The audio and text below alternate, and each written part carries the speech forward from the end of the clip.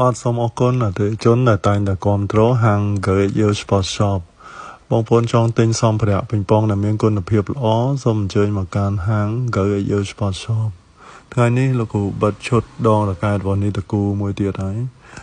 នេះគឺ 3 bar carbon ដងហ្នឹង3 bar carbon ហ្នឹងហើយពណ៌ blue ពណ៌នេះមាន3ពណ៌ដងហ្នឹងហើយយកបិទជាមួយស្បែក Harmon Set 2ជាមួយនឹង Turbo Blue អញ្ចឹងយើងនិយាយពីលក្ខណៈសម្បត្តិរបស់ដង 3 bar carbon ហ្នឹងវាជាប្រភេទ carbon 2ជាន់ឈើ5ជាន់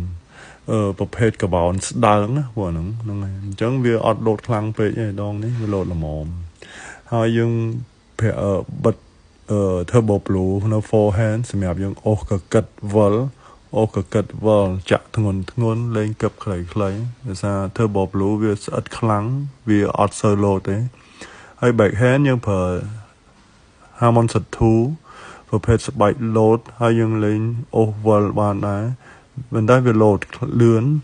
យើងអាចលេងអូសលេងទះលេងអតៈបានសម្រាប់ backhand ហ្នឹងហើយឈុតនេះដែរតម្លៃវា$180ហើយយើងបិទវ៉នការពារអាក្រាស់ឲ្យមួយទៀតហ្នឹងហើយអញ្ចឹងតម្លៃសរុបវា$180ហ្នឹងហើយអញ្ចឹងចំពោះបងប្អូនយើងត្រូវការទិញរ៉ាកែតដែលមានគុណភាពល្អអាចតាក់ទងមកតាម Telegram របស់លោកគ្រូបានលេខ016 36 8គុត87ឬក៏អាចមកកាន់ហាងផ្ទាល់បាននៅផ្ទះ 38C ផ្លូវ188នៅខាងជើងម៉ុងនាយ៉ាឬក៏ចិត្ត Stop Depot ណាហ្នឹងហើយអូខេយើងជួបគ្នាវីដេអូក្រោយទៀតសូមអរគុណដែលបាន